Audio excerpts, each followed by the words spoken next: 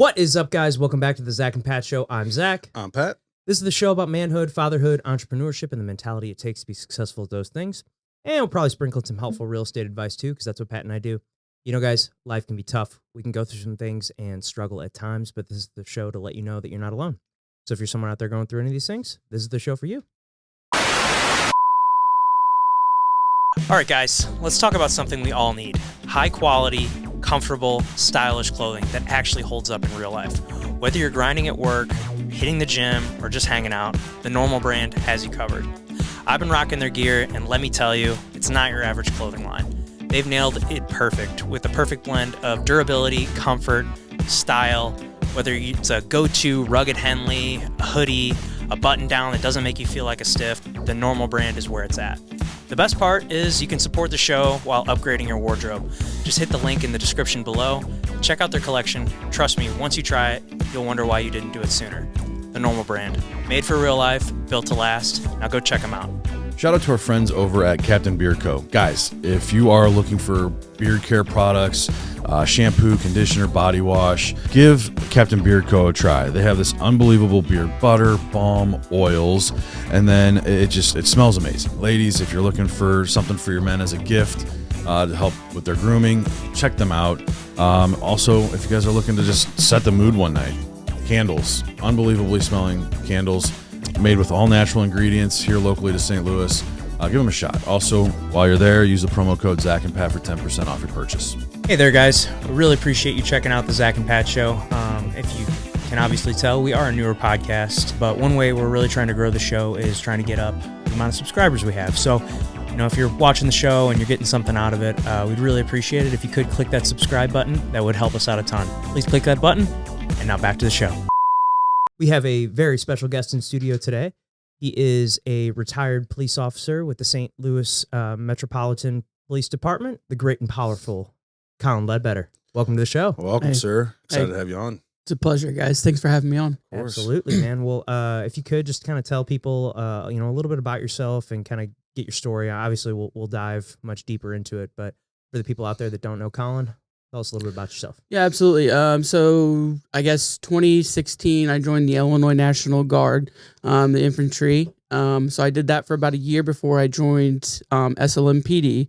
From there, when I joined SLMPD, I went to the 6th District and patrolled there for about, January 22 when I was shot. So with the Guard, I had one deployment overseas. It was actually just kind of a really fun tour of the Middle East. I sat on I was with the Navy for a little bit, sat on the ocean, and that was about it. So wasn't anything crazy there, but definitely the police department, I saw some things. So yeah. So back in, you had something pretty crazy happen to you, what, a year and a half ago? So now? It was January 26th of 2022. Okay, so 3 years ago. Yep. So we were. Actually, it was a crazy day. My partner, Nathan Speece, and I were patrolling. Actually, we weren't patrolling. I was actually downtown for an interviewing for a position with our drug unit within the department. And I had just gotten out of the interview, and I walked down to the car, and Nate looks at me, and he goes, "Hey, man, there's a car up on Riverview, wanted for a homicide from the night before." I said, "Cool, let's do it." It's our Friday, of course. So we drive all the way up there, and we end up seeing the car take off, pursue the car. So when you guys saw it, when you guys pulled up, it just took off? Yeah. So originally we pulled up there. We saw how many people were in it, and saw there was 4 people. We kind of flipped back around. As we're flipping back around, it takes off. Well, we had already called a 3rd officer to meet us up there. As he's pulling up, the car almost hits him, so he kind of dodges and gets away from it, and we were able to all get out on the Riverview and kind of went straight into the county from that point. So if you're familiar with the city at all, there's a very thin neck all the way at the very north side where Riverview kind of runs all the way up to 270, and we were right at that neck where it starts to bottleneck off, and we went straight into the county. For a logistics standpoint, for policing, if you're all the way up there, there's no police with you. Like, you're done. You're by yourself. As soon as you start heading north, you're going into the county, and you hope that there's county officers around. Well, for most of the pursuit, there was no one. We pursued for, I think, 10, 15, I think it was actually 20 minutes. The car ended up wrecking out in Ferguson, and we had But it just like spun out, hit something. so he had went up an embankment and tried to jump into like a Schnucks parking lot to try, I guess, I don't know, but he flattened all four of his Some tires. Fast and Furious shit that Yep. didn't work in real life. Yeah, and it kind of worked out. I mean, we were not going to get spike strips down on this thing, and I don't know if it would have ended, but obviously the pursuit was not going to get canceled. These guys were out to do some damage, and that actually became very evident here pretty quickly. So he drives up into the Schnucks parking lot, comes back down onto the road. We're on West Florissant at this point. It ends up wrecking out, spins out, and 4 guys get out. I end up chasing the driver. My partner's chasing the passenger. And At the some, other guy, they all just kind of scattered, go different ways. they did. The 2 guys that were in the back seats of the car ended up waiting. They were kind of smart. They waited, ended up running after we had already passed the car. So this third officer also follows Nate and I around the building. I don't have memory of this, so this is all, third party info. But at some point, I hear gunshots. Nate is already chasing this guy. I hear Nate get shot, so I come back around to help Nate. The guy had gotten away from Nate, and the guy and I end up, as best the investigators think, we ran into each other. And got tangled up. We ended up exchanging a couple gunshots. I got shot in my abdomen. The bullet traveled down and hit my femoral artery. If you know anything about that, Shit. I was pretty much toast. It shredded it completely, so I was just bleeding out. And I had tried to get away from the guy, so I kind of went around the corner of the building. And at that point, the third officer gets there and ends the threat, basically. So I am around this corner. I have no one in sight. I'm just sitting there bleeding out, basically. The other 2 officers don't even know I'm shot. And we just got lucky enough. 2 county officers had seen us chasing the car. They'd flipped around. They were in an undercover car. Hear the gunshots come back to us. They were chasing the 2 guys that got out of the back seat. They popped back to us, and I don't know, to this day, we've become really good friends with him, but to this day, I don't know what made him look my direction. But the guy's name's Husky, and he just happened to look over the fence, and he kind of seen me waving at him. And so he thought I was good. So he jumps over to help Nate. He starts putting a tourniquet on Nate, and he goes, "Hey, where's the other guy?" He got shot in the right leg. It shattered his femur. Oof. And so he hops back over to the fence and is looking for me. Ends up finding me leaning up against I'm basically out at this point. I'm leaning up against the building, and they're able to get me out and get me. So happened an ambulance pulls up and gets me to the hospital, and it was just a whirlwind from there. Miracle after miracle, really. There just happened to be a vascular surgeon there that was able to repair the artery. And that actually saved my leg because they were going to amputate my leg. It was just one thing after another.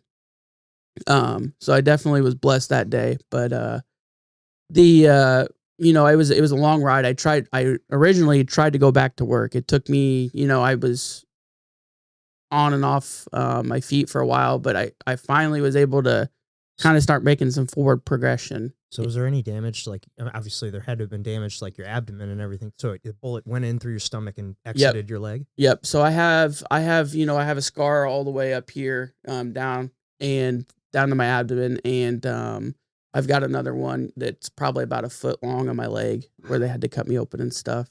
I took, it was around 39 units of blood throughout my time there. Wow. It all wasn't right there. And, the average person only has about 8 units in their body, but they were putting blood into me as it was coming out. Yeah. So they just kept dumping it in.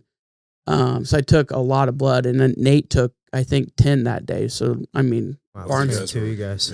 Yeah, Barnes was out of blood at that point. But it was a whirlwind. I tried going back to work for a long time. I think it was 2 years, 3 years. And then my neurologist finally set me down. And he said, "Hey, there's some deficits here, that a normal police officer needs to be able to do reactionary time, memory, stuff like that. And he said, we can keep going down this path, but I don't know how long, it's just not going to happen, basically. So at that point, I was kind of like, I had to take a step back and was like, had to reevaluate my life. And I was like, well, what can I do now?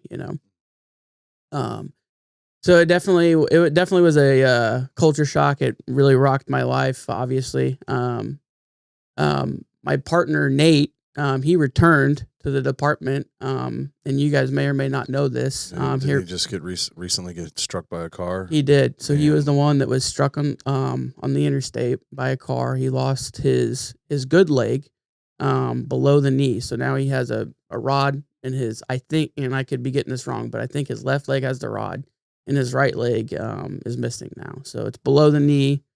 But the dude, I mean, he's my hero. So he's always said that I'm his hero, but he's just a freaking beast. I mean, to go back to work after being shot, after dealing with mine, there was so much trauma with me as well. And then to have this happen, and he's 2 years later. Jeez. And he's going to, I just saw him at a baseball game the other night, and he's just, I mean, he's back on his feet. He's walking around on crutches with no leg. I mean, it's wild, but he's my hero. So, yeah. Now, you mentioned, this, you were saying this is like what you've been told, and do you not have any personal recollection of what was going on or what happened or like what you were feeling or emotionally or anything like that? I have nothing. From all the blood loss and the brain injury and stuff like that, I lost for whatever reason, whether it's God or whoever, but someone decided I didn't need that memory. And right. I was going to say that's probably a good thing that you don't have that. Yeah. It is and it isn't. Like, I struggle with it. Like, I wonder what happened. And I think that it definitely would have been an integral part if I decided to go back to the department. Like, I would have needed to know, like, something. Hey, did I screw this up or what did I do? But I've kind of made peace with it now. And like, I know that it is probably better that I don't know what happened. Yeah, because I couldn't imagine what it would be like just sitting there with your thoughts, knowing that you're bleeding out and like alone. Like, man, it's I've seen my face. So the county officers, when they came up, I saw their body camera. So I've kind of seen that, and it's kind of weird. It's like watching a movie and you're like, the outcome and it was you, but you're like on the edge of your seat. No, it's real weird, but I have seen all that, and you could definitely see the real world, frightened look in my face of, hey, I'm about to die. Yeah. Yep. I definitely knew it was coming. And then I think shortly after, I did die. I don't know how long I was without a heartbeat. I think it was, 8 to 10 minutes, however long it took to get to the hospital, basically. So it was on transport that they said that you were. So right there and then when they found me, they checked for a pulse. They didn't find one. It could have been just the height, and they couldn't find one, but they did get me into the ambulance, and EMTs did check me out. I did not have a pulse. They started CPR right away. So they were conducting CPR for about 15 minutes on the way to the hospital. So however long that is, Yeah. Man. Crazy, man. That is. I mean, like, how do they go in and repair an artery like that though? Because that's the big one. You said they shredded it. So it's so they took it. It's kind of wild to hear. But once I got to the hospital, they opened up my chest and they immediately started massaging my heart.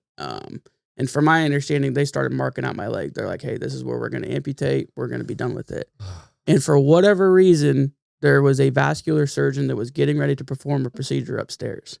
And they called him. They're like, hey, would you come down here and take a look at this? So he comes down and he's like, oh, yeah. He's like, we could definitely do something with this. So he ends up putting a bovine stent from, I think it's probably about 8 inches, I think. But it starts up here and then it goes down into my leg. And he was able, they're up here massaging my heart, doing all this trauma stuff. And he's down here like fine tuning a artery, which is just wild. That's crazy. Basically connects, like takes out the broken piece and puts something else in there to connect it. Wow. Yep. That's insane, dude. Yeah. That is wild. Like, how has this, like, I mean, obviously this has changed your life, but like how different is life now? Like mentally, physically, everything. There's like, I would say my biggest issue right now is my leg. There's that stent in there isn't meant to be permanent. So eventually at some point it's going to have to be replaced. And I do get pains and I can't walk as far. I can't do what I used to do. Not that I was expecting that, but it's that part of it's hard. And then mentally, I still have trouble sleeping every once in a while. You get, I think, probably memories coming back from the shooting and stuff. Normal stuff. I do, and this is something I preach to the guys at the department now, is mental health. I think that's the number one killer of anyone in our line of work is mental health. I see guys all the time, I think, killing themselves and just stuff like that. It's the number one killer. You can give a cop all these tools to be able to survive on the streets, but then at the end of the day, we get no tools to survive at home, and that's the biggest killer. So I've been really on point with my mental health and hopefully reaching out and getting more people involved in the first responder area. What are some things that you do for your mental health, or what are some tips that when you're talking to these police officers, because a lot of the show that we talk about it has to deal with mental health. I think it's a major topic that needs to be discussed. And so what are some tips? What are some things that you do, and what are some tips that you are giving to these police officers when you're talking to them? I've noticed a lot of police officers, including myself, we're not only reactionary, but in the moment, you can kind of see that there's a disconnect sometimes if they've been through a traumatic event. You can see it in their eyes, a loud bang, whatever it may be. I've noticed what helps with me is simply distracting myself somehow. What I do is I either do this with my fingers until I can feel my breathing reset. I trace my fingers sometimes, and it looks real weird probably to the regular person, but it's literally just taking my mind off of that moment and focusing on one thing. That's kind of what I've told everyone, is they need to find that where they can remove themselves from the situation and calm themselves down. I guess my question to that would be, do you think that's just kicking the can down the road for that same thing to come back, or is that something that you think actually will help? Eventually they're gonna have to sit with these thoughts, these feelings, and because not nearly going through the traumatic things that you guys have gone through, but there's things in my life that I've gone through that have put that have been a mental strain, and it's really just sitting with those emotions and those feelings and just feeling those things. And trying to understand where they're coming from and why, so I can process through it and move on. Right. That's just would be a concern of mine, is like, hey, yeah, this is perfect for now, but then do you go back and kind of sit with that? Yeah. So, no, that's a great point. So that is mostly just to get you through that moment. Gotcha. There's a thing that I have done that I recommend to everyone, is called EMDR therapy. I don't know if you guys are familiar with that. But basically there's a couple of different variations of it. The variation that I've always done is where you have headphones just like this, and you'll sit there and it'll play like noise or whatever. You close your eyes and it'll take you to this, you imagine that you're at my area. It's like your safe space kind of thing. But my area is on a mountaintop in Colorado. I was fishing, just something peaceful that I have. It's a memory that I have. And I will use it to calm myself down, but I also talk through that with whoever, therapist, whoever, while all of this is going on. She'll start bringing up things like my shooting, or a lot of my trauma is from the hospital, me sitting in the hospital trying to figure out what happened. So we talk about that. We talk about that kind of stuff. So definitely walking through that with someone is definitely a vital point of the progression. They can't keep shoving the stuff down. It has to be talked about. It has to be discussed and processed. When you hear about PTSD, I feel like you're always thinking, most people naturally think like military veterans, but not a lot of people think like police officers. But I could be wrong on this, but it's like, I feel like police officers, every single day they're coming across interactions with people that could mean life or death. And people forget that, police officers are just people too. They have families to go home to. They have, every time you pull someone over, you don't know like who's in the back, like the window's tinted. I don't know what I'm going to do when I walk up to this car. Are they going to be friendly? Or are they going to, just start shooting? Like you never know. And it's just it's terrifying. It's just something that people don't think about when they think of PTSD. But I mean, I think there's probably a ton of cops out there that have it and they're just living through it, and they're just still clocking in every day and doing the thing. It's just a recipe for an explosion down the road. Like that's a great point. It's kind of weird, but I find myself at my therapy sessions a lot of times not talking about my shooting or anything else traumatic. I talk about dead bodies. I talk about telling a mother that her son was killed. That kind of stuff is the stuff that needs to be talked about. It's the everyday buildup of traumatic events, and especially in the city, it wouldn't be crazy for me to go to 2-3 shooting scenes a day. Jeez. In the summer it gets so violent, and it's definitely come down a little bit, but the height of 2019, 2020, it was bad. And we were seeing, it's not normal for humans to see dead bodies every day. Yeah. It's just not a normal thing. And it's definitely, and even the small town cops, it needs to be talked about. I remember one of the earlier times that I kind of realized that I needed to talk to someone. And mind you, I did not talk to anyone my whole policing career until after I was shot. But I mean, talk to someone like a therapist. To a therapist, yep. But one of the things that I find myself talking about sometimes with my therapist is I think I had a month and a half on, and it was the middle of summer, and I had walked into a house because it reeked like someone was dead in there. We ended up finding a guy that was he was pretty far gone, and it was the middle of summer, so he was pretty ripe. Oh man. And we looked through the rest of the house. Thank God we did. We found his mentally deranged brother in the bed. He'd been living on sour milk and, just random spoiling things in the fridge. The guy had been dead for a week and a half. And I think I might have heard, was it the brother that killed him? No. His brother, he ended up just having a heart attack. Oh, gotcha. But his brother lived with them, and all the other family members lived out of state. Gotcha. But they had kind of like, hey, we haven't heard from them in a while. They were pretty self-sufficient with the brother. Sure. But it was, that's one of the things that I find myself talking about a lot, because it was just so abnormal, and the sensories around it. The smell, just everything. I couldn't imagine. Yeah. What that smell was like. I feel like smell is like one of those things that like really brings memories back. For sure. Like I'll smell, like I can't remember what was something the other day. I smelled something. It's like, oh, it was my kid was playing with Play-Doh, and I was like smelling it, and I was like, man, this just like reminds me of childhood, like playing like that Play-Doh smell. Smell is definitely just like brings it back. There's something about that sense above the other ones. I think that like really, at least for me, brings back memories. Yep. It's funny you say that. When I got home that night, I had made pork chops on the grill, and for whatever reason, I still had that smell in my mind, and I related that to pork chops. It's hard for me to eat pork chops now. It's just weird. You relate that stuff, and exactly right. You just remember it. Yeah. You smell that raw pork smell, and you're like, oh, I could totally.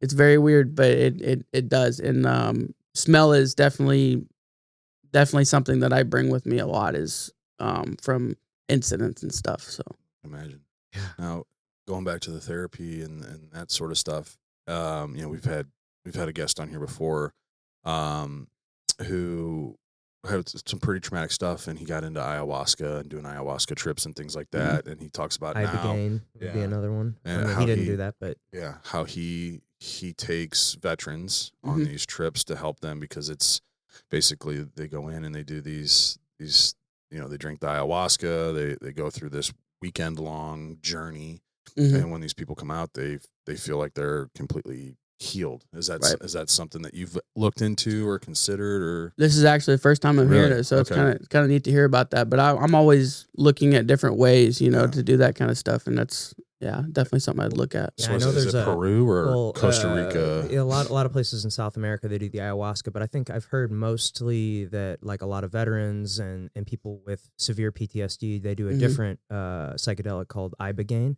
and it's a very, from my understanding, it's definitely not one you want to ever you would never do it recreationally. No, but it's like apparently it has a like 80% success rate with PTSD and people with like severe addictions, like people that are like addicted to heroin, alcohol, all these, like they'll do this and they have like an 80% success rate afterwards for like at least and maybe not, maybe I don't know about the PTSD specifically, but I know for addiction, I think it's like an 80% success rate that they don't go back to the drugs, Really? which is like a crazy thing. And I know they're trying to like legalize it here. Like, what was the medically. Joe Rogan episode? Who was that guy? Yeah, that the was guy on there? from Texas. Yes. He's like, I think I know. yeah, it's they go into like a 3-hour conversation about it, but it would be I feel like that could be a game changer for police officers, veterans, addicts, all these. I mean, I think it's just something that isn't being utilized right now, but it clearly has some profound effects. So all the people that I've talked to that have done it said that it's changed their lives, like the way they just view life, their life, everything that they've been through.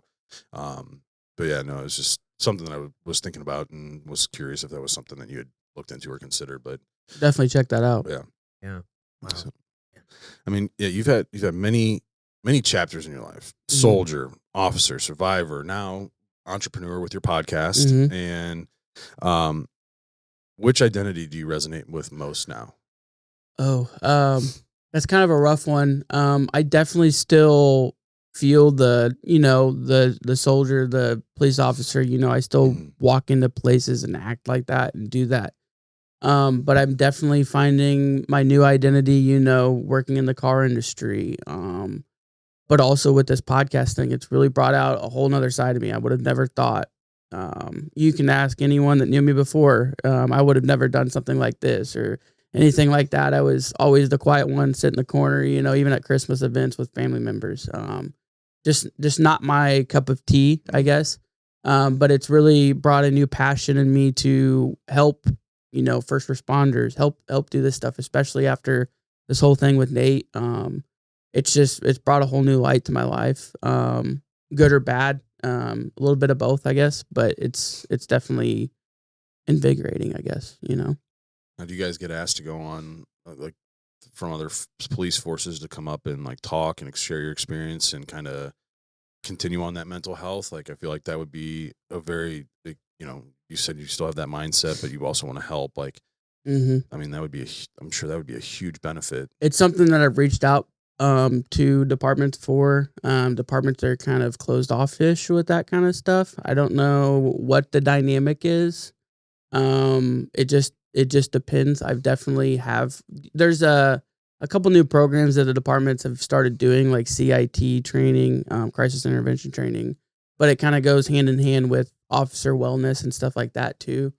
So I have definitely reached out to a couple of those places, and I definitely want to do some talking and stuff like that, but I haven't reached that point yet. Yeah, we had another police officer on here, and more so talking about like the hand-to-hand combat type training and how kind of limited that is. But I mean, do you feel like, now that you're out of being in the police, do you feel like that's kind of like the way things are structured, it's kind of archaic? They haven't really moved in to the 21st century in terms of like the training, not just physically, but mentally and things like that. Do you feel like it's still kind of archaic in that sense? Yes, across the board. I think that there is strides to make it better. Definitely, even whenever I started, mental health wise, training wise, stuff like that. But I feel like every time we take 10 steps forward, we take 2 steps back. It just never fails. Right now, St. Louis City, they don't have a working gun range.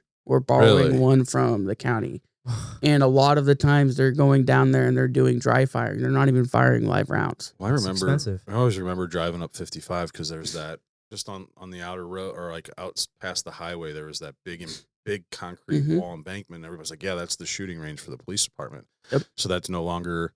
Nope. They were failing to keep up with federal mandate for it, and it was actually becoming a danger. And wow.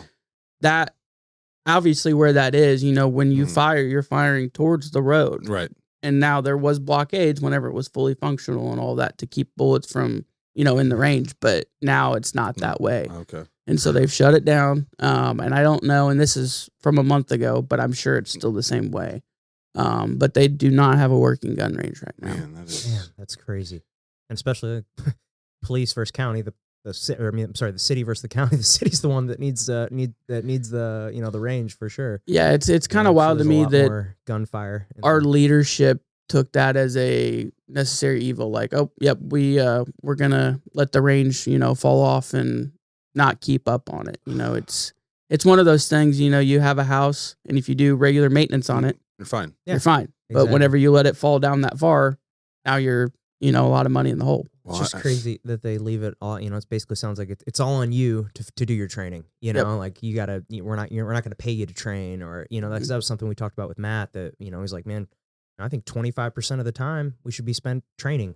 Physically. Whether we're doing wrestling, grappling, jiu-jitsu, hand-to-hand combat stuff, or gun training, or Absolutely. fitness, or just general levels of fitness. And and it's just crazy that it's on your own, on your off time. You gotta be ready to go out here and potentially get in a life or death situation. Especially like an 18-year-old kid coming out of high school that's going through the academy with really not a lot of life experience thrown into a situation like that. Like, no, good luck. Yeah, there's none of that happening. I mean, there is, but there isn't. There's just not enough of it, is what it is. Even like the talking standpoints, like a lot of officers, especially younger officers, need that talking, being able to talk. I mean, you can fight a battle just by talking someone down. Sure. 9 times out of 10. Now, obviously, that last part, you're going to have to be able to fight. But, the other 9 times, you could probably talk someone down off a cliff, or, I've done that before. And that part, I feel like, is also lacking. The ability to come into a situation and figure out, engage, and all of that. And that's an imperative part of policing, is being able to step into a situation and take all of the positive, negatives, and then be able to come out of it without having to fire your weapon. Sure. Well, let's get into that a little bit. Is there one that sticks out to you, or a time that you kind of had to use, you used, verbal judo to? Yeah, absolutely. It popped right up in my head, but it was probably 2019 in December. It's cold, it's snowing, all of this, and there was a call it was in the Walnut Park neighborhood. There was a call for a man on top of a roof who was on drugs.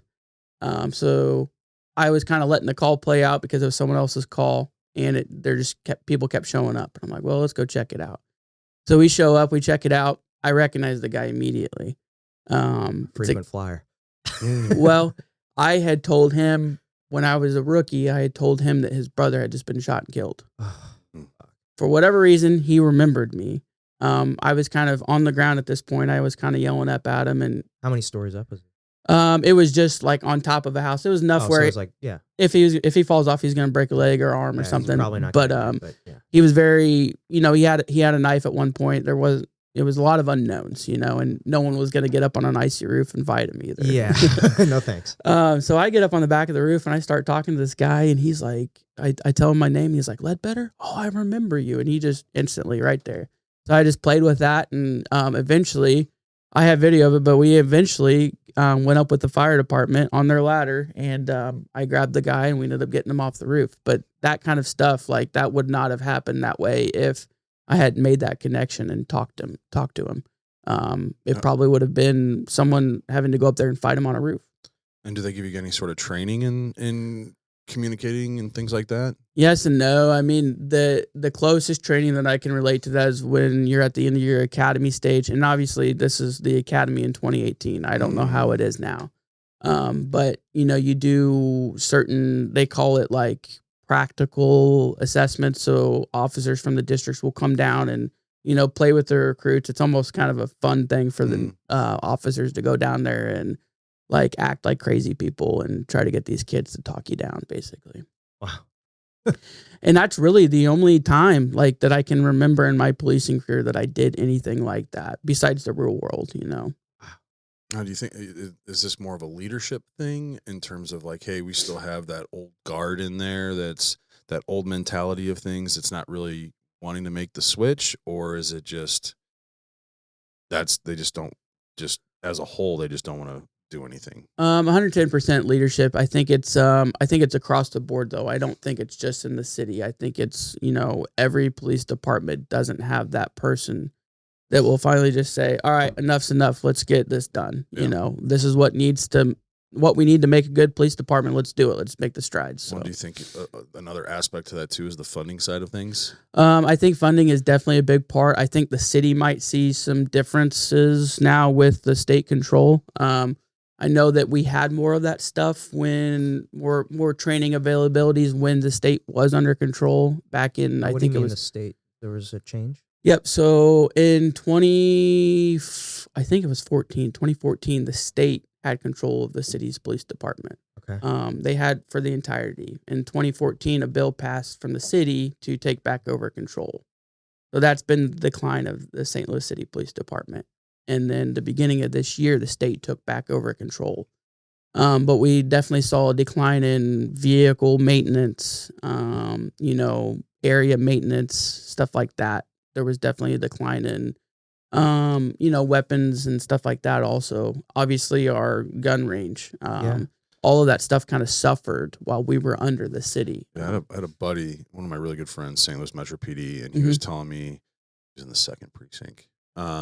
But he was telling me how his SUV, there was a hole, it rotted out the floors. Like he was literally driving an SUV with a hole in the bottom of the bottom of it. There's one of those in every district, or there was whenever I worked there. We had one, 881 was the car number. And the seats, he said all the padding, and basically you're just sitting on straight metal bars because the padding's all been worn out. Like Yep. Yeah. It's insane, man. Yeah. And it's a lot of times it's putting Band-Aids on bigger issues. And hopefully, and like I said, hopefully with state control, we'll see the strides to make that stuff better.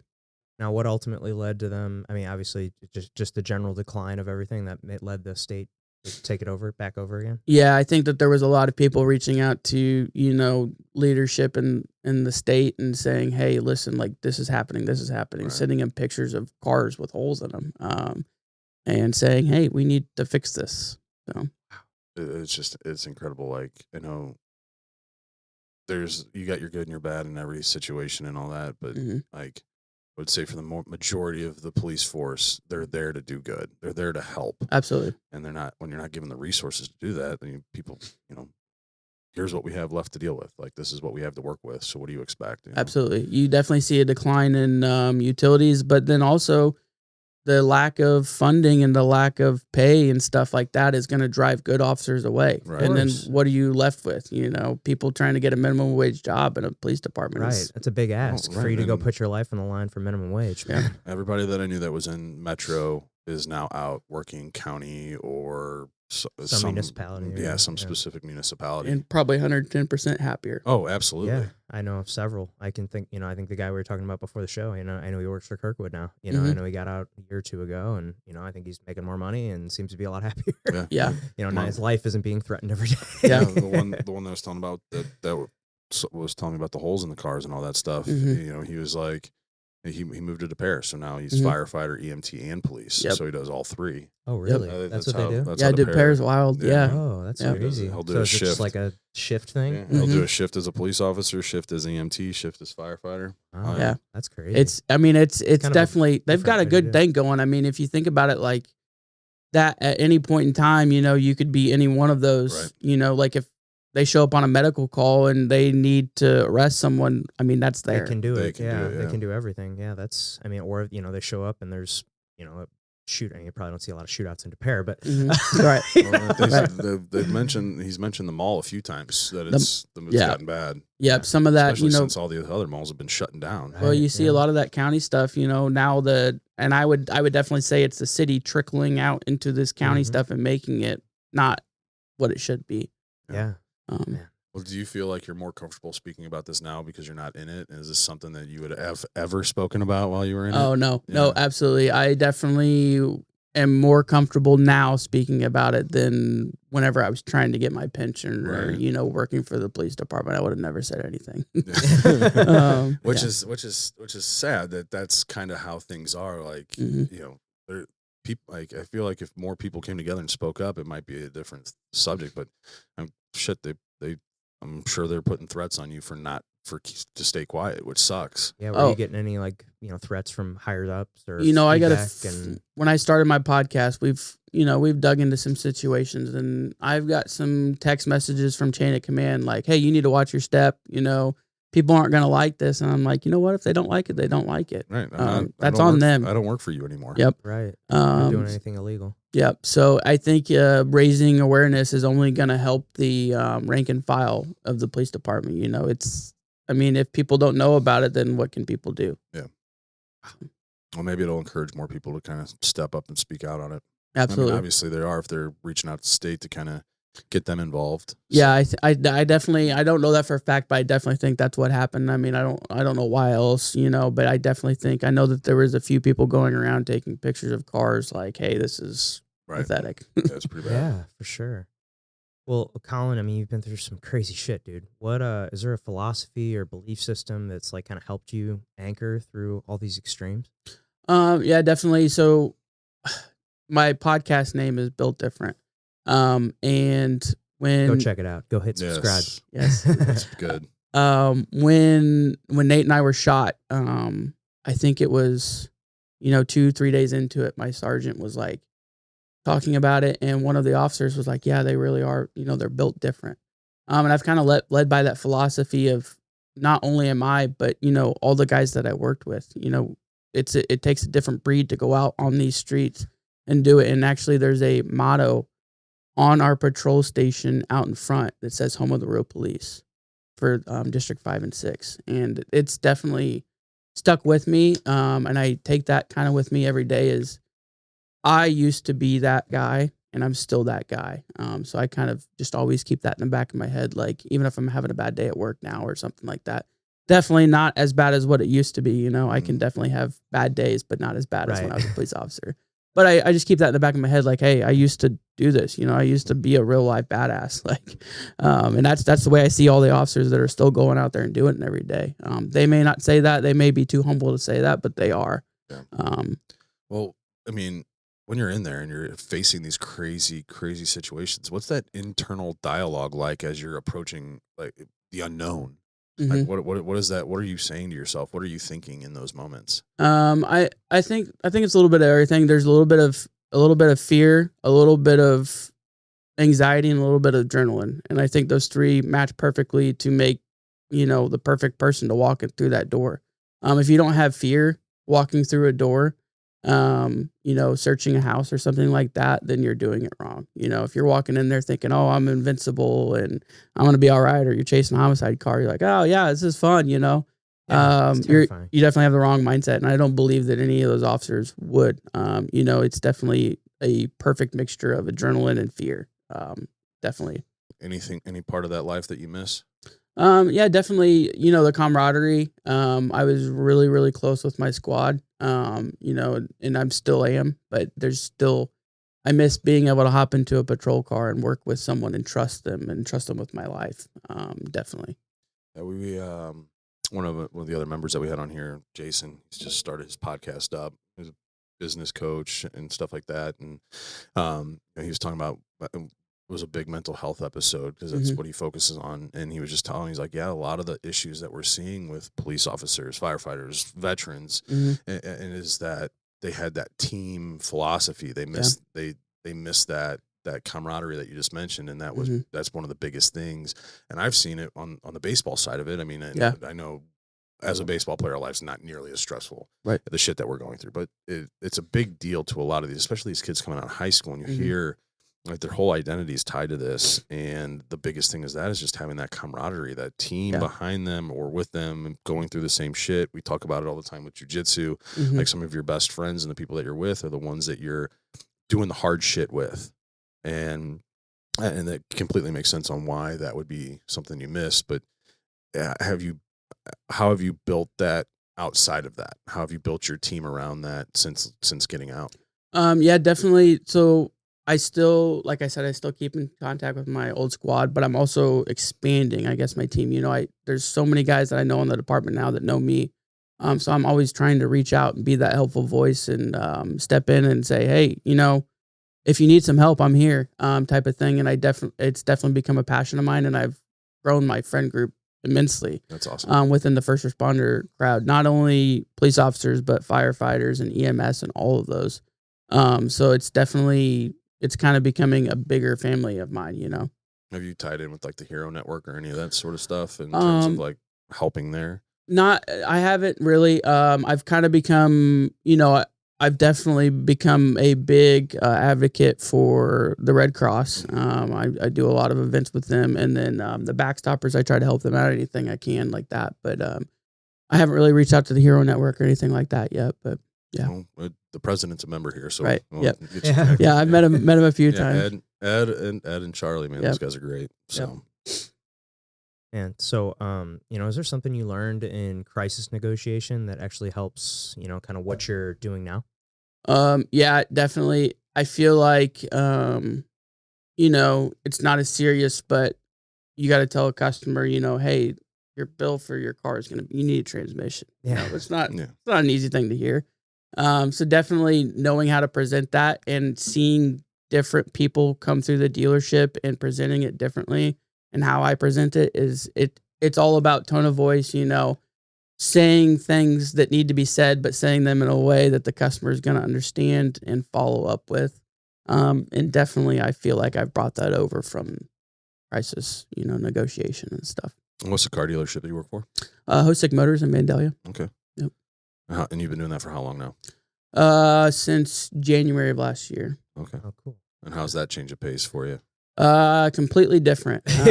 You know, it's definitely a different ride. I actually just took the parts manager position yesterday. Oh, congratulations. Thank you. It took me a couple months, you know, to really ease in, because, you know, I had 3 years off the department. But then I'm also trying to figure out how not to be a cop anymore, not to be a soldier anymore, you know, so I'm like easing into it, you know, and figuring it out. But I've definitely hit full stride now and figuring it out. So, definitely a different pace, but, it's good. I like it. You know, it's something different. And, you know, I feel great. I wake up early every day, get to work, and it just feels good to have a drive again. So you're not on the sales side, but you're on the repair, like automotive repair Parts, side. yep, Yeah. yep. Okay. Going back to when you were shot, what was the recovery like? Like how are you bedridden for like 6 months, or how did that? Yeah, I was in a coma for two-ish weeks, I think. My overall hospital stay was like a month and some change, you know, a couple days. Most of that was spent in Barnes. They moved me to Tristle, which is like a rehab facility. So I was there for about a week before I went home and did all that. But I did a lot of, you know, outpatient therapy, stuff like that, learning how to like relearn how to walk. When I was in the hospital, yes, there's a lot of video and stuff of me, you know, walking with a walker, trying to stand up and stuff like that. So definitely, yeah. Because it doesn't take long for your muscles to start atrophying. And It's if crazy. You're in a coma for 2 weeks. Coming out of that, even that long. That was crazy. You know, even a year, I think, down the road, like my muscles still weren't cooperating with me right, you know, and that it only took that, you know, 2-3 weeks. Yeah, sitting in a bed. It's crazy. I had knee surgery, you know, 3 years ago, and it's just like watching my leg disappear was like crazy. I'd look at my left leg and it looked normal, and I look at my right leg and it's like half the size. I'm like, whoa, this happened in like 3 weeks. Like, what the hell? Yep. Crazy. I spent my whole life working out, and all of a sudden it just goes away in 3 weeks. It's crazy what the body does. Yeah. Well, do you do any sort of like physical training or sports or anything like that? Not at the moment. You know, I still try to get outside. My wife and I walk every night and stuff like that. It's just not something that's in the card for me right now with my leg. I'm still struggling a lot with that and stuff. I do go to the gym. You know, I try to do upper body stuff, but I'm limited with my leg. My leg just doesn't cooperate. Did you play any sports growing up? I did. So I actually played soccer, baseball, and basketball. Okay. Played a little bit of soccer in college. Where at? Greenville University. Yeah. Yep. So did that for, I think, just my first year, my freshman year, and then ended up joining the military like right after that. So, Gotcha. Yeah. Let's talk about a little bit about military life. What was military life like? It was a whirlwind. You know, in the National Guard, it's part time. You know, it's 2 weeks a month, and it's 1 week in a month, 2 weeks in the summer. And they that's what they tell you. That's their recruiting pitch. Mine was more like, I don't know, 2 months a year, and then, a week in the month. So it was a lot, balancing work and then balancing the military was, it was wild. Trying to keep all that stuff straight. And then whenever I became a sergeant, I had 4 guys to look after, and it was like keeping track of those 4 guys, but then also, and 4 guys that are borderline alcoholics, living in the real world, and then keeping track of those 4 guys, but then also figuring out how to stay, an active police officer was crazy. There was a lot on my plate. So you're doing both at the same time? Mm-hmm. Oh, wow. And do you think some of the stuff that you learned in the military helped with your police career? Oh, 110%. And it was always, you probably got more training doing that. Yeah, and like a lot of the guys that I worked with at the department were all prior military, so I had no reservation, going through doors with these guys. It was just kind of natural. Do you think that might be some sort of prerequisite for police forces moving forward? Like, hey, you know what? You would prefer if you had a military background coming into this? I definitely think that there should be some sort of, if a department could afford it, some sort of pay raise or something, especially for the city. I mean, come on, like, you're stepping out the gate. I remember my first week, I'm seeing dead bodies and shooting scenes like every day, and like definitely should be something to account for. Every day. Yeah, when I came out, I was like 2018. And Monday and Tuesday were slow. Wednesday was even slow, but Thursday, Friday, Saturday, and Sunday, all the time, shootings, stuff like that. Man, robberies, anything. You were bound to get something big in one night of work. It's so crazy because that's not that far from where we are right now, and just the average person, we don't hear about a lot. I mean, we hear about like the really crazy ones. We hear how St. Louis is the most dangerous city in America. But we don't like hear the specific stories or whatever. But like to realize that it's going on that often. Like there's shootings and people getting killed, almost daily. Like it's just fucking 15 miles from where we're at right now. Yeah. And going back to my buddy that worked there, that moved out of there. He was telling me, he's like, we've got more important things to deal with. So like there's certain calls that, because we were so short staffed back then, that nobody would show up to because they wouldn't be worth the time, because we're having to deal with homicides and things like that. And he's like, if you're speeding, fuck it. We don't give a shit because we can't, it's a rule that we can't even chase you if you're going above, what is it? It was like 65 miles an hour. Yeah. Like they weren't allowed to chase him. So like, he's like, he just told me, if you're ever in the city, just take off going like 65 miles an hour and you'll be fine because they'll leave you alone. There is a division of the city that they hired for, it's just a civilian position, but it's called TRU. Basically, if you call 911 and you're like, hey, I was at Busch Stadium and all of my property was stolen out of my car, you talk to a person on the phone, they take the report there. Really? That kind of stuff, because they're so busy. So they take a lot of reports over the phone, and 9 times out of 10, it doesn't get solved. Yeah, I mean, I've had my car broken into a few times. It's the lost cause. Yep. It's like, okay, well, I guess those sunglasses are gone. Yep. It's a necessary evil, sure, I guess. I mean, you got bigger fish to fry for sure. And they definitely, I don't know if that will ever, subside with more money, more officers. I would like to think that it would, but I just don't know. But I mean, obviously, these people now aren't going to stop. So unless they stay in jail, they're going to move somewhere else. Well, that's another problem too, is for a while there, the AG was just letting, like, they go in and be like, all right, yeah, see ya, and let them off. Letting violent criminals back out on the street. Yep. So during COVID, it was basically catch and release for anything that was not a Part 1 crime. What's Part 1 mean? So you got your, murder, assault first, which is like shooting someone or shooting at someone. Robbery first. So you have to rob someone with a gun. That's robbery first. Robbery second. So armed robbery. Robbery second is just forcibly removing items from a person. Okay, so like I pickpocket you or whatever. Well, you would have to like punch them or something like that. Yep, it's an added offense. Yep. So those types of crimes were sometimes getting issued, and then they were keeping them in jail sometimes. But everything else, you're out. Yep. So they did what was called a pending application of warrant. So you would have a certain amount of time to submit this to the circuit attorneys, but they would basically book them into jail. And I don't know, I was gone. I was on a deployment for a lot of this, so I don't know how it all went down, but I've heard stories, and they would take them down to the jail, and then once they got to the jail, they would be released, and then you would have a certain amount of time to apply the circuit attorney's office to get those charges issued. But then at that point, there would be a warrant issued for this person. So now you got to go find this person again and lock them up. And then more than likely the next day, the judge is going to grant him bail and he'll be released again, only to be picked back up on the warrant later on again. Yeah. So you're doing the job 3-4 times in a row. But doesn't make a whole lot of sense. No, not at all. Not at all. God, that's crazy. Yeah. So you mentioned being on deployment. So you said you were on the with the Navy, deployed on a ship. Where at?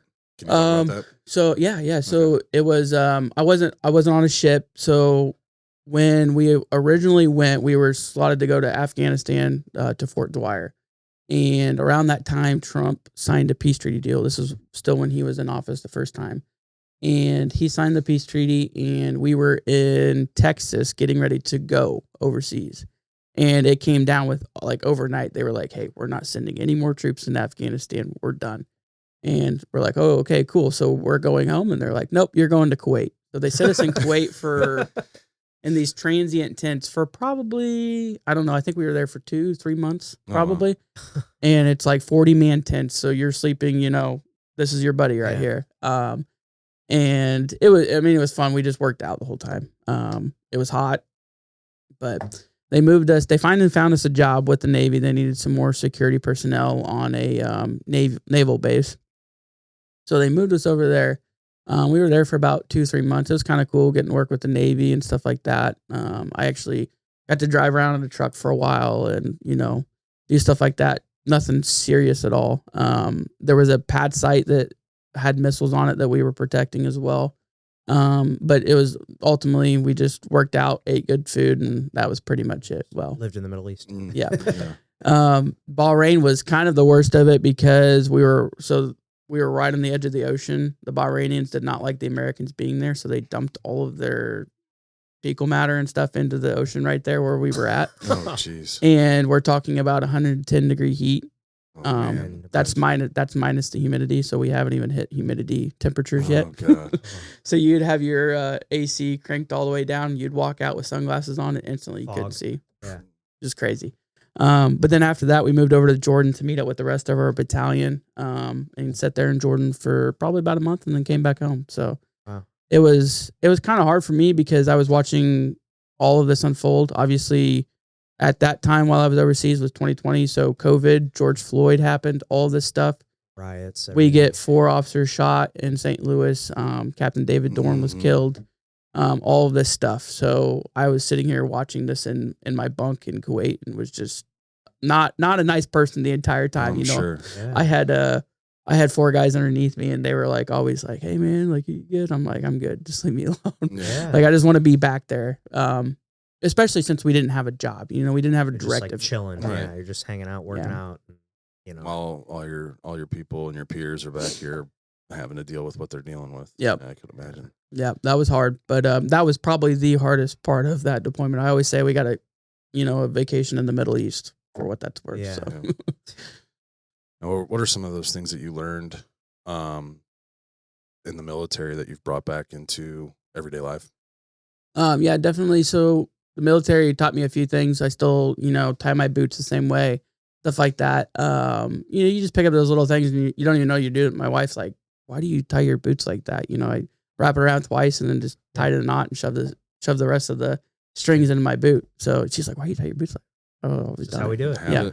Yeah. So, stuff like that. You pick up little things, uniformity stuff. I like things to be, organized, clean, yep. tidy. Stuff like that. So, and I take that into certain parts of my life, what parts I want. My truck's a mess, but, I like to keep my boots in a row and stuff like that. So it just depends on what types. I've pulled some of that stuff into my life, and other things I'm like, you can lapse on this. So. Well, do you think we're raising young men soft now? Do you think there's something that we're missing in like teaching men growing up now? Yes, definitely. I think that there's a lapse in just all around, I even see, so I actually, after I was shot, I needed, I went and coached soccer at my high school. And I remember like my high school days and playing soccer in college and stuff. And how old are you? I am 29 now. Okay. So I was probably coaching at about 27, I guess it was a couple years ago. And, I one of these kids would mess up or they'd, drop the F-bomb or something like that. I'd be like, hey, start running. And they'd look at me and they'd be like, what? Because their last coach didn't make them do any of this. And they were like baffled. And I got a call from the athletic director, and he's like, hey, you lost 2 of your kids. I'm like, what do you mean? He's like, well, they quit the team. And I'm like, why? And he's like, well, I don't know.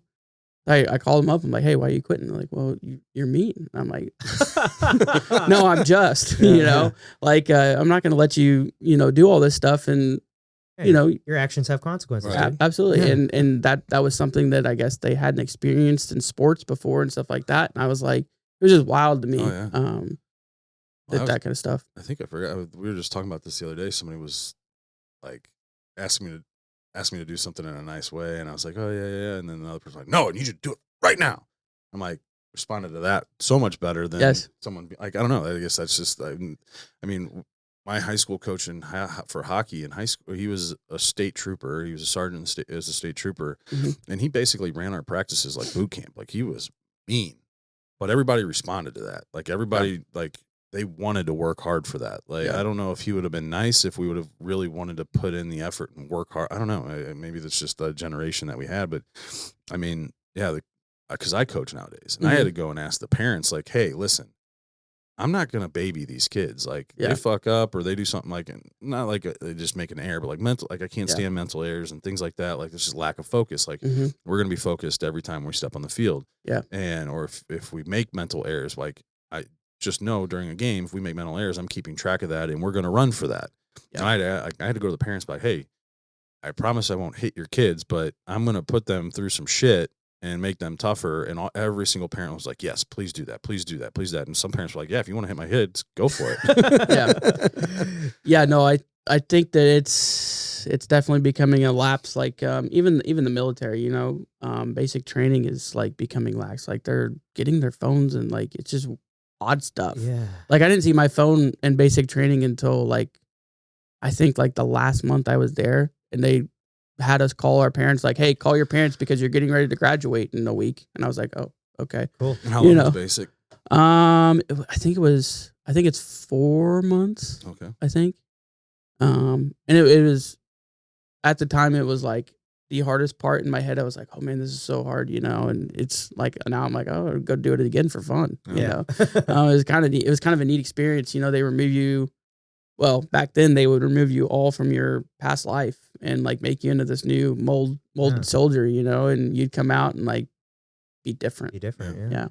I don't think that is that way as much now as it was before. Even my time right before, I got discharged from the military, I was still seeing like guys come out and I'm like, why are you not better than you are? Yeah. Well, and that's the thing is that, I mean, that's kind of scary because those are the people that are fighting to protect our freedoms. And it's like, are they just going to lay down when shit gets tough? Like, that's concerning. And I think that a lot of this is happening because of not only the culture, but also, they think that, oh, we're not getting as many people, so let's lighten the standards a little bit. Yeah, which is like the wrong thing to do. I feel like lightening the standards is also costing you people because they're like, well, I don't want to be in the military. It's a joke, Right. Or, yeah.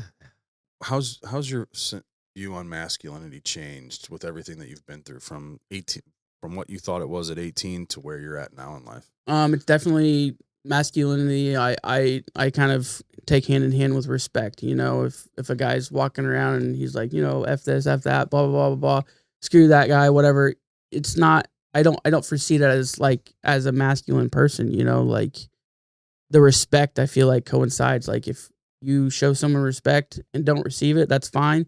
But just know that like you should show respect to people. And I just feel like that's part of what's missing in today's culture and masculinity. I think that there's definitely a respect issue all around, especially in America. I think that stems from how people are raised, I mean, I think that's where I learned it. Yeah. Yes, sir. No, sir. Thank you. Same. Like, and that's, I feel like not as prevalent. Like you know, it's like when my son says thank you or Mhm. something, when you give him something in front of, they're like, wow, he's so Yeah. polite. You know, it's like, no, it's just normal. That's Yeah, how it no. should be. My kids say yes sir, no sir, yes ma'am, no ma'am, and every time they do, the looks that they get, like, wow. I always get like, hey, your kids are really polite. I'm like, well, yeah, that's how Yeah. they should be. Yep. That's how everyone should be. My I have a really good buddy who kind of helped me get through the shooting, and he's like that. He's got 2 kids now, and yes sir, no ma'am, and all of our buddies look at him weird. They're like, why do you get, like, it's respect. Yeah. And that's great. he's teaching him, he's a boxer, so he's teaching him to fight and stuff, and they're like, your kid's like, he's like, yeah, my kid will beat you up. He's like, but only if I tell him to. Right. So Yeah, that's awesome. Yeah, raising kids, man, it's an interesting time. Yeah. Right now to Yeah. have kids and be raising them, and you got society's view on parenting, and then it's just like, well, fuck, I don't believe in that view on parenting. Right. I'm going to do things my own way, and Yeah. like what I feel is right. Like, Yeah. as long as I feel like I'm teaching them the right morals, ethics, and principles, I think and teaching them values, I think we're gonna be all right. Yeah, I think that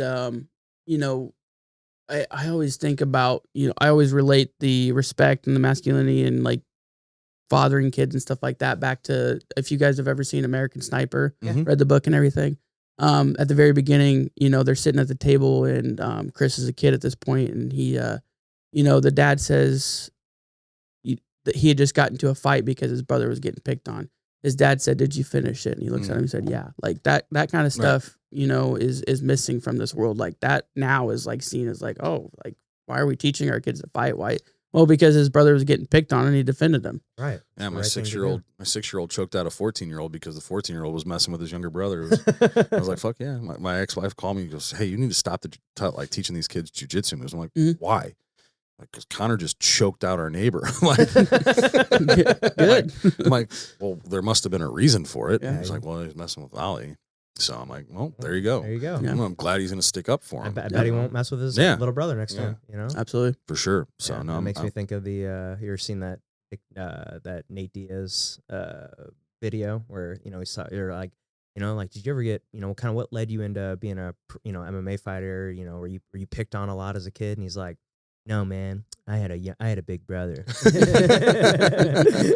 it's like, that's like the coolest line Yeah. ever. Like, Yeah. no, man, I had a big brother. yeah. Well, it's fun Yeah. because they both stick up. Yeah, I just they're love how both they pro both, MMA fighters, right, like well, legends. Yeah, but I just like Ollie sticks up for Connor too. Like my youngest will stick up for my oldest if someone's messing with him. Like, hey, don't talk to my brother that way. Like Ollie's not as, Ollie's thicker but he's shorter but he's not he's a tough kid. Right. He's my fuck around and find out kid. Like, but yeah, he'll come up. He'll if you're messing with his brother, he'll push you. Like, don't talk to my brother that way, or don't mess with my brother. And then Connor will be like, yeah, don't talk to me like that. No, that's great. No, that's what I want, and that's how we're raising them. And I'm glad my ex-wife and I are on the same page about that. Yeah. But she just like, yeah, we need to be careful about the jiu-jitsu stuff. It's like, they're trying to triangle me right now. I'm like, guys, do not triangle your mom. So, do you think pain is a necessary component for growth in men? Like, if you think like it's how we kind of build a balanced life? Yeah, I definitely think so. I look at even when I was playing sports in school, I would get, I'd fall down or something like that, and that pain to drive to get back up, or if you were doing conditioning in school, you're breathing hard, you can't breathe, your lungs hurt, right? That, and driving through it, learning that drive to get through that kind of stuff is definitely imperative. I think that makes, young men into men. And I think I would not be where I'm at now without all of the things in my life, struggling to run at the police academy, struggling to get through basic training, being shot wouldn't make me who I am today without it. So I definitely think that it is an imperative point in the way I am now. Yeah. Are you and your wife wanting to have kids, or is that something that you guys have? Yeah. Yeah. We are. I think we're kind of waiting to hit a norm in life right now. We're trying to, move out to the country and do stuff like that. So I think within the next year and a half, 2 years, probably. Yeah. Now, with your podcast, being on this podcast, being on other podcasts, Mhm. future children, they look Mhm. back on this in 20, 30 years and they're seeing this version of their dad. What is it that you would want them to kind of take away from all the things that you're doing right now with the podcasting and stuff like that? Yeah, definitely. Rome wasn't built in a day. It took multiple years, multiple years of my life to get and make me who I am today. So I definitely would want them to know that you can't build the perfect person, overnight. Not that they would ever be perfect, but you can't get to where you're at in life just by waking up one morning and saying, "Hey, I'm a millionaire now." Right. Yeah. You just don't do that. You have to work for it. You have to put in the sweat, the blood, the tears, to get there. Yeah. That's awesome. Colin, this has been awesome having you in here, man. We've had been a, great. We've had a great time. We've learned a lot. For you guys out there, check out Colin's podcast. It's called Built Different. But before we get you out of here, We always like to end the show with one last surprise question. We call it the tombstone game. Mhm. All right, here lies Colin. What do you want it to say on your tombstone? I feel like I gotta keep it cliche. Built different. I feel like that's kind of a motto that's become me. Become Nate. So yeah. yeah, I love it. Perfect. Well, thanks again, and thanks to everybody paying attention at home. If you could click that subscribe button for us, that would help us out a ton. Click that like button as well. Comment what you thought below, and we will see you next time.